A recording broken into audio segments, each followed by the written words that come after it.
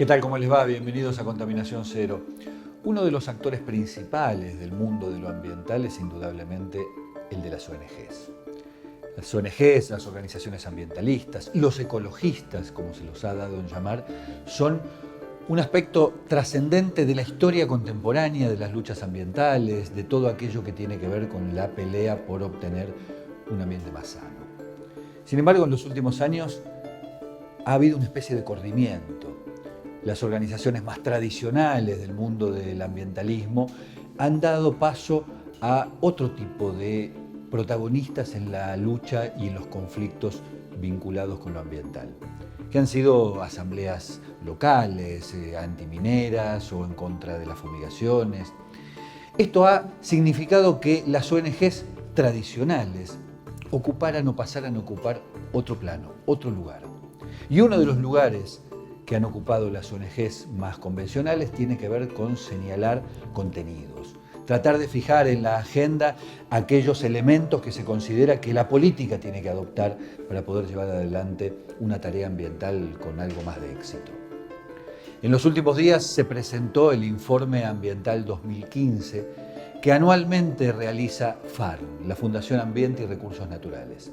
Y en ese informe, uno de los elementos más destacables tiene que ver con una especie de fin de ciclo. Termina una década de crecimiento económico, post-crisis 2001, y un balance obligatorio respecto de cómo está lo ambiental hoy en la Argentina.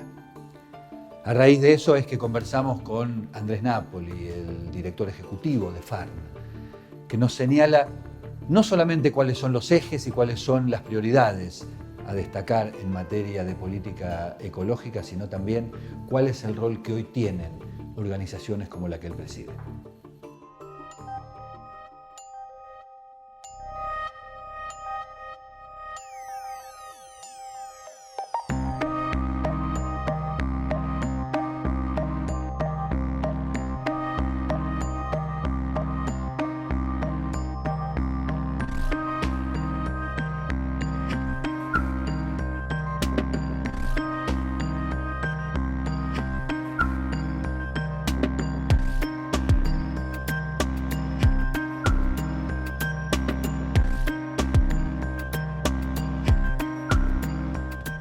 Andrés, FARN este año, además de la presentación del informe anual, incorporó el otorgamiento de un premio a la actividad destacada en materia ambiental. ¿A quién le dieron el premio y cómo fue el proceso de votación o de selección de la persona a la que le dieron el premio y cuáles son los motivos por los cuales obtuvo esta distinción? Bueno, este es un premio que FARN ya lo otorga en segunda oportunidad. El año pasado, digamos, se lo otorgamos al cacique Félix Tía de la comunidad Cuom.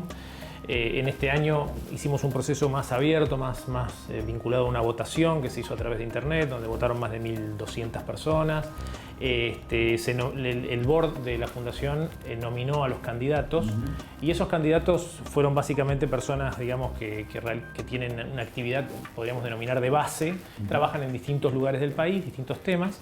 Y en esta oportunidad, bueno, la ganadora fue Sofía Heinonen, que es una bióloga que trabaja fundamentalmente en Iberá y en el Chaco por lo que ha sido el Parque Nacional en Impenetrable, la creación del Parque Nacional Impenetrable, que como sabemos fue un proceso largo en donde la participación de la ciudadanía, el involucramiento de todas las comunidades locales, inclusive hizo que el parque finalmente pudiera ser llevado a un espacio de reserva natural en máxima protección. Sí, en el caso del Parque Nacional Impenetrable daría la sensación de que en el proceso histórico de Parques Nacionales es el primero que resulta consecuencia de efectivamente la participación, no digo masiva, pero sí de actores que están fuera del Estado, fuera de la conservación pura, fuera de parques nacionales como institución, ¿no? Claramente, fue un proceso de tracción, digamos, de demanda. Exactamente, la participación ciudadana lo que hizo es movilizó esa demanda, logró que el gobierno de la provincia de Chaco, digamos, trabajara en sintonía, inclusive con algunos actores locales de mucha preponderancia, como Benpo Giardinelli, por ejemplo, y a partir de ahí se logró, bueno, que la legislatura cediera las tierras a la nación, un proceso no fácil, digamos, y que la Administración de Parques Nacionales también se involucrase en este proceso que genera además la disponibilidad de recursos. Esto es la vieja estancia La Fidelidad, recuerdan que había sido un tema bastante complicado cuando murió su dueño. Ahora, justamente ese proceso del Parque El Impenetrable daría la sensación de que la sociedad se compromete en los temas ambientales cuando hay algo que toca su sensibilidad, por supuesto cuando hay algo que la toca muy de cerca, como pasó en su momento con Gualeguaychú, o como pasa con el tema minero, pero que eso no se traslada a la política o no se traslada a la demanda hacia la política. ¿Vos percibís lo mismo? Sí, yo percibo que desde hace ya unos cuantos años, digamos, casi una década, la agenda ambiental viene movilizada fundamentalmente por la demanda social. Podemos meter algunos otros temas, como por ejemplo pueden ser las emergencias, el tema de la plata, como puede ser las cuestiones judiciales, fallos judiciales, el caso Riachuelo. Entonces ahí tenés un poco cómo se va armando la agenda. Pero claramente falta el paso de lo que significa la construcción de una política de Estado. Es decir, una cuestión es una demanda ante un tema puntual. Y después, ¿qué hace el Estado con esas demandas? ¿Cómo las transforma en política? ¿Cómo vamos el paso adelante? ¿Cómo hacemos que eso sea sostenible? Porque hoy se creó el Parque Nacional Impenetrable. Ahora hay que gestionarlo, claro. Hay que sostenerlo, hay que hacer que sea un parque verdaderamente, hay que terminar con la intrusión, la gente que pone ganado, etcétera. Todo eso es política de Estado, ya no se puede pensar que la sociedad lo va a sostener, para eso está el Estado. En el informe que ustedes hicieron ahora, es el informe de situación sobre el tema ambiental en la Argentina, es un informe de fin de ciclo, por llamarlo de alguna manera. Es el informe previo al fin de un ciclo político de 12 años, de un solo color político, que más allá de que tenga su continuidad, indudablemente no va a ser lo mismo. Y que además es un ciclo de una década marcado por un crecimiento económico muy sostenido y al mismo tiempo por un deterioro ambiental también muy marcado. ¿En el informe ustedes valoran eso? Sí, nosotros, digamos, hay artículos de múltiple gestión. Sí, digamos. sí. Nosotros, este informe, el origen de este informe tiene que ver con que existe la obligación del Estado de presentar el informe anual sobre el estado del ambiente. Desde el año 2012, la ley 25.675. Me parece que no lo cumplió. Me parece que no lo cumplió. Una sola vez se presentó un informe y no fue precisamente ante el Congreso, sino que se presentó como que nos lo mandaron a nosotros, a la Fundación, porque habíamos pedido un acceso a la información. Una cosa rara. El Estado hace más de una década que no cumple con esa obligación. Nosotros con esto pretendíamos, plantear el tema como para que el Estado lo vaya tomando y lo haga. Finalmente no se ha hecho, pero ¿qué pretendemos con este informe? Pasar revista a los principales temas, a los temas que son más candentes en cada uno de los años. Hay algunos artículos más de carácter global, general, como el mío, por ejemplo. Yo hablo un poco ya de la cuestión de las elecciones y planteo la necesidad de algunas cuestiones pendientes, como por ejemplo la jerarquización de la institución ambiental en el nivel del Estado. El único país de América Latina que no tiene un ministerio. Exactamente, y que además el Ministerio anda la Secretaría anda a los bandazos, cada 2 años se cambia su figura principal, así que a partir de ahí tenemos problemas importantes. Pero en ese informe pasamos casi todos los temas: la falta de cumplimiento de la ley de glaciares, la cuestión de los residuos, el tema minero, la cuestión de los agroquímicos, la cuestión climática, en fin, vamos tratando todos los temas y los damos con una continuidad que lo hacemos año por año. De la enumeración que vos señalás respecto del informe, la temática que aborda y cuáles son las conclusiones de cada uno de los ítems, lo que surge muy claramente es un panorama sumamente desalentador en materia ambiental. No cumplimiento de la ley de glaciares, no cumplimiento de la ley de bosques, fumigaciones, pérdida de stock pesquero. ¿Hay alguna manera práctica de revertir eso? ¿Vos ves en el horizonte de lo que viene a partir de las elecciones de este año una posibilidad de modificar un poco ese panorama? Bueno, digamos que en el informe decimos los temas que se han hecho y los temas que faltan. Por supuesto, arrancamos con un tema que se hizo, la creación de un parque nacional y varios otros parques nacionales que se crearon, algunas resoluciones de la Corte que también están muy bien orientadas, el restablecimiento del seguro ambiental, la declaración del derecho al agua como un derecho humano, en fin, temas que tienen que ver con cuestiones que podríamos poner en el haber. Pero en el debe tenemos una larga lista. Yo creo que pongo un signo de pregunta sobre si el nuevo gobierno, el nuevo ciclo va a mejorar esto. Va a depender mucho de cómo podamos sostener la demanda social. Creo que es muy importante, yo creo que la temática ambiental no está en la agenda política, lamentablemente no está en la agenda política, hay que irla construyendo y hay que irla sosteniendo. Y hay muchos temas que van a marcar eso, fundamentalmente los temas que tienen que ver con qué va a pasar con la minería, qué vamos a hacer con el campo, cuáles son las herramientas que vamos a poner en marcha, vamos a generar un ordenamiento territorial, vamos a plantear un sistema de evaluación de impacto ambiental que sea unificado en la Argentina, vamos a seguir haciendo que cada uno haga lo suyo. En fin, todos estos temas son temas de definición. Yo pongo un interrogante, no podría dar esa respuesta en este momento. Entre la demanda de la agenda social que está instalada, vos lo mencionabas recién, la enumeración de hitos de conflicto tiene mucho que ver con lo ambiental en la Argentina en los últimos 10 años, y la agenda de la política, hay claramente un abismo. ¿De quién es responsabilidad de empezar a cerrar ese abismo? Yo soy de los que creen que es responsabilidad de todos. Todos tenemos que contribuir a cerrar el abismo. Fundamentalmente, como decimos siempre, responsabilidades comunes pero diferenciadas. Bueno, hay quien tiene que hacer más, sin lugar a dudas. El Estado tiene que ponerse en marcha con esto. Es decir, ¿qué imagino yo de lo que debería hacer el Estado de aquí en más? Es decir, primero, jerarquizar la cuestión ambiental. La Secretaría de Medio Ambiente debería ser un ministerio de Medio Ambiente, pero esto no es por un tema formal. Esto es la necesidad de discutir de igual a igual. Claro. Es decir, cuando se toman las decisiones, está el ministro de Economía y está el secretario de Medio Ambiente, que depende de otro funcionario. Es decir, cuando se toman las decisiones no hay una igual a igual. Entonces, este es un primer punto. Y un segundo punto, el cerrar la brecha. Yo creo que al que le toque estar a la cabeza de la cuestión ambiental, ya no se va a poder quedar en su oficina. Tiene que salir al territorio a intentar saldar los conflictos que existen hace más de una década. Vos decís que de alguna manera quien ocupe hoy el cargo o la responsabilidad en materia ambiental es casi un administrador de conflictos. Debe ser un administrador de conflictos. Hay más de 40 conflictos abiertos hace más de 10 años en este país y no se cierran. Y cada vez se estrechan, se alejan más. Un conflicto que no se cierra es un conflicto que prácticamente es imposible después de gestionarlo. Entonces, lo primero que hay que hacer para gestionar un conflicto es acercarse al conflicto, saber cuáles son las posiciones y ir buscando soluciones en conjunto y con participación. Este es un área en la cual la información y la participación son claves. Es decir, que el próximo secretario de Medio Ambiente que venga, yo creo que debe tener, yo le pondría la Ley General del Ambiente en su despacho y diría: gestiona esta ley, crea los instrumentos, promover la participación, informar a la población, realizar, gestionar ampliamente la cuestión ambiental, y yo creo que a partir de ahí puede haber un cambio de rumbo.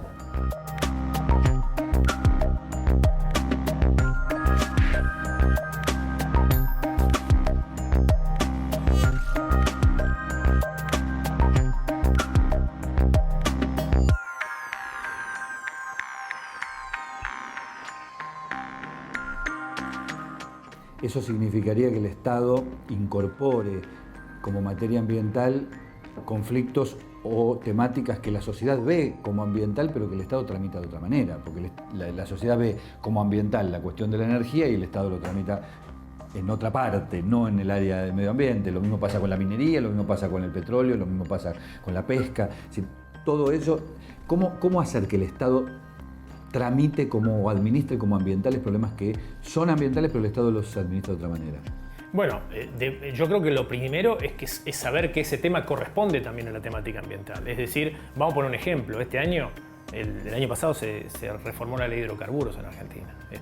Era una ley vigente del año 1968 que había tenido muy poquitas modificaciones. La última fue en el año 94, cuando se transfirieron las áreas a las provincias, pero la estructura de la ley de hidrocarburos estaba vigente desde el año 1968.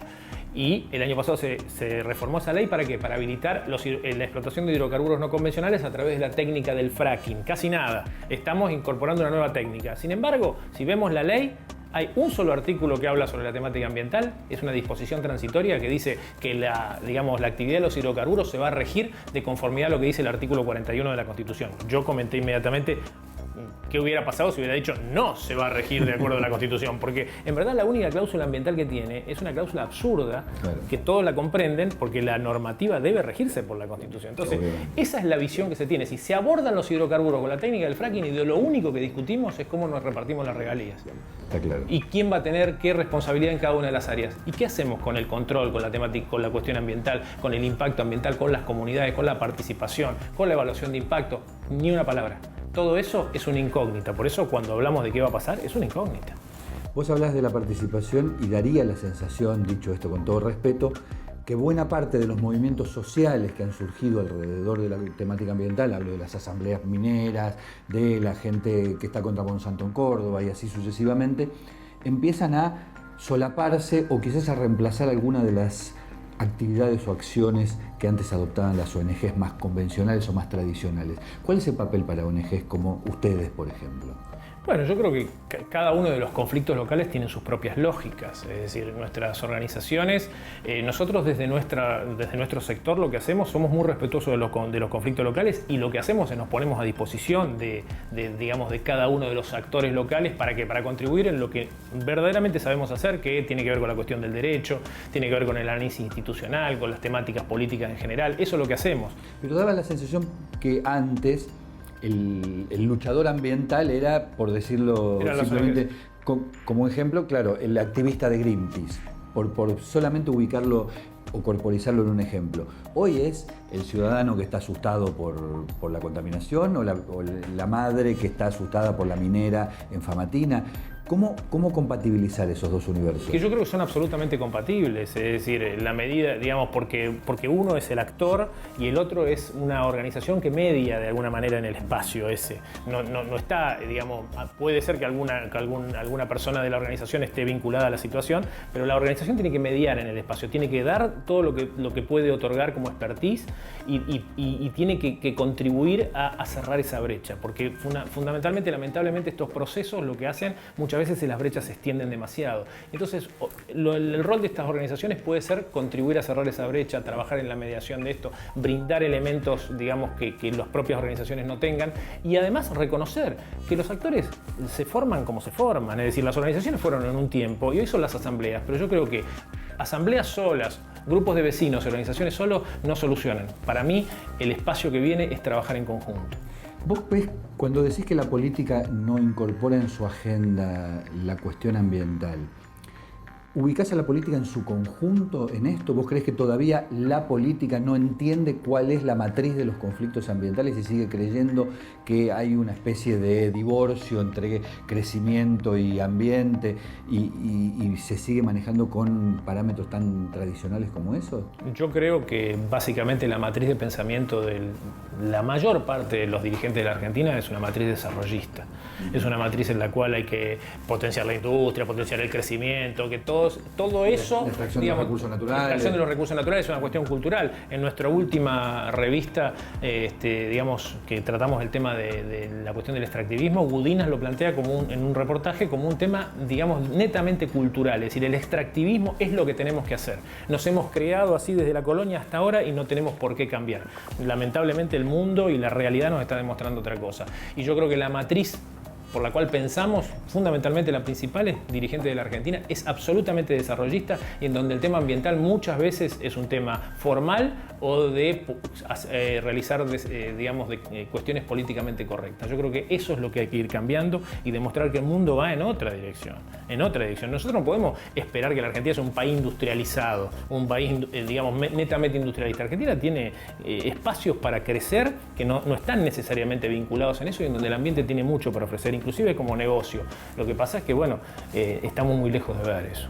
Hacia fin de año se va a discutir supuestamente la nueva instancia que va a reemplazar el protocolo de Kioto y que le va a dar al tema de cambio climático, en tanto negociación internacional, otro estatus. Se presume que esto va a ocurrir.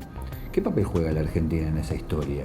Más allá de considerarse un país poco contaminante, hipotéticamente, pero ¿qué papel juega, incluso desde el punto de vista ético, que creo que está muy en juego en esta historia? ¿Qué papel juega o qué papel debería jugar? Esta es la pregunta.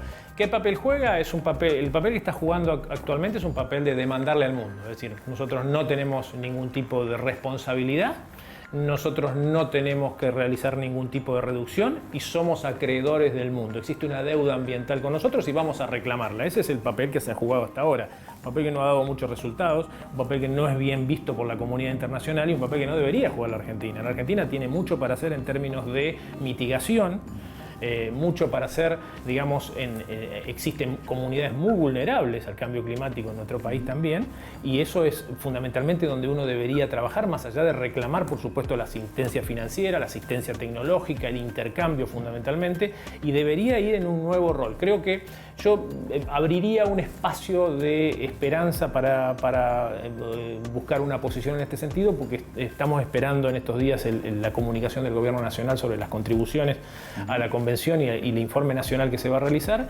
y ciertamente en el primer adelanto de ese informe algunas líneas en términos de contribución se están dando. Yo espero que el país camine en esa línea porque es la línea que tiene que fundamentalmente América Latina va a estar trabajando. Pero eso no sería, en el caso de que esa contribución fuera positiva, quiero decir, ¿no sería una contradicción o una muestra otra vez de que lo ambiental va por un lado y el resto, y la realidad va por otro, por decirlo?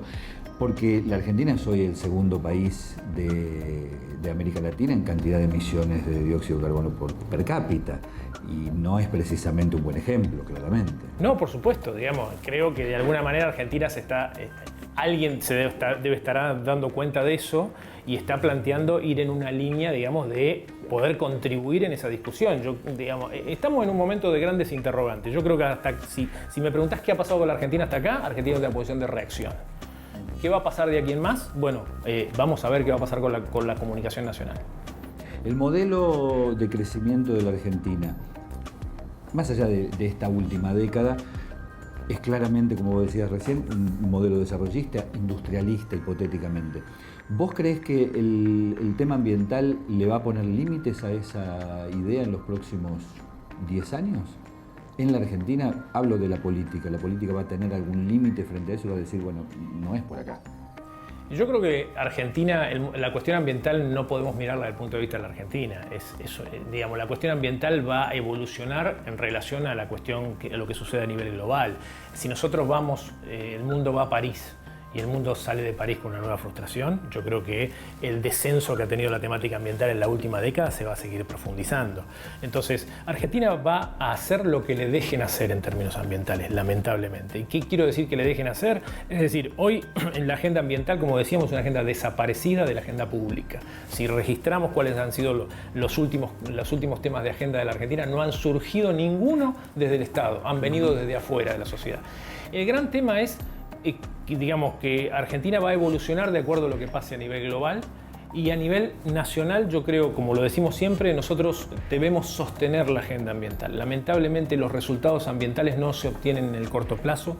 Yo siempre digo que los que estamos en la temática ambiental no somos corredores de 100 metros, sino maratonistas, y tenemos que sostener esto con el tiempo. Cualquier caso, si vos no lo sostenés a lo largo de bastante tiempo, es muy difícil que logres resultados. Por eso el compromiso que tenemos como organizaciones es apoyarnos unos a otros y hacernos cada vez más fuertes, porque si la demanda van a venir de lo social, hay que seguirla sosteniendo. La última, muy puntual. El tema de conflicto en la Argentina en los últimos años ha sido la minería. Y acá aparecen dos grandes corrientes. Una es, hay que prohibir la minería a cielo abierto, y otra es, hay que tolerarla en tanto y en cuanto tenga licencia social. Si no tiene licencia social, no, pero si tuviera licencia social, como presuntamente ocurre en algunas provincias, hay que acompañarla con los controles correspondientes. ¿Ustedes qué piensan de esta dicotomía? Nosotros creemos, digamos, que Argentina ha tenido un modelo minero histórico, que ha sido un modelo minero que ya está terminado, que es el modelo de la minería de beta o la minería, digamos, de socavón. Y hoy estamos ante un espacio absolutamente novedoso en términos relativos, en términos históricos, si se quiere, que es la gran minería. Esa gran minería se ha establecido hace 20 años atrás. Es decir, se estableció en lo que fue el gobierno de Menem, y hoy se sufren las consecuencias. En verdad, nosotros, digamos, lo que creemos somos absolutamente, digamos, convencidos de que hay que respetar los procesos locales. Hay lugares en los que la minería a cielo abierto se puede llevar adelante y hay lugares en los que no se puede llevar adelante. Y eso tiene que ver con la licencia social, y tiene que ver no solo con la licencia social, tiene que ver con las condiciones de cada uno de los lugares y con respetar las autonomías locales. Entonces, en la medida en que la minería a cielo abierto se pueda realizar en determinados lugares específicos, con control y con normativa, quizás esa minería se pueda llevar adelante, pero hay otros lugares en los que no, y en los que los procesos locales son muy fuertes y hay que sostenerlos. Muchísimas gracias, Andrés.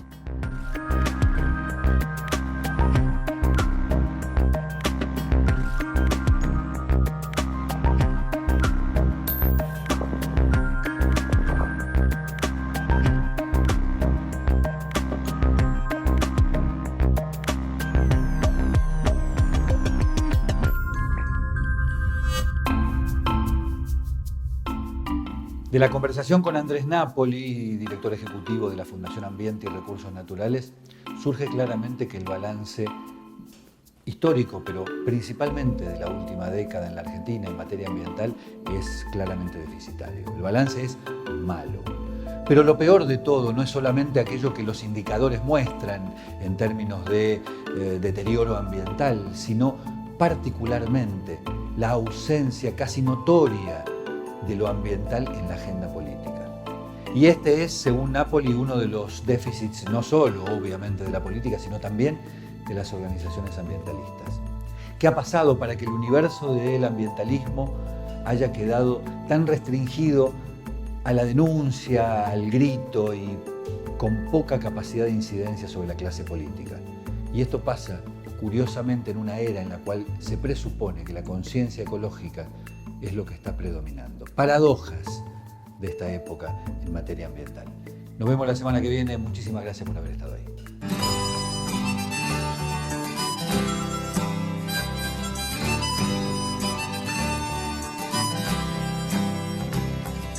Para ser felices solo necesitamos respirar el aire puro, pero el aire está contaminado. En la ciudad de La Plata funciona el programa Bolsa Verde. Gracias a la participación de todos los platenses a través de la separación de residuos, cada día recolectamos 150 toneladas de materiales reciclables. En una ciudad verde vivimos mejor. La Plata, compartamos la ciudad. Grupo Petersen, desde 1920, construyendo el país. Alquilar se puede. Ahora la ciudad te da la garantía y un préstamo inicial para que vos y miles de personas puedan elegir dónde vivir. Informate en www.buenosaires.gov.ar/alquilar se puede. Buenos Aires Ciudad, en todo estás vos.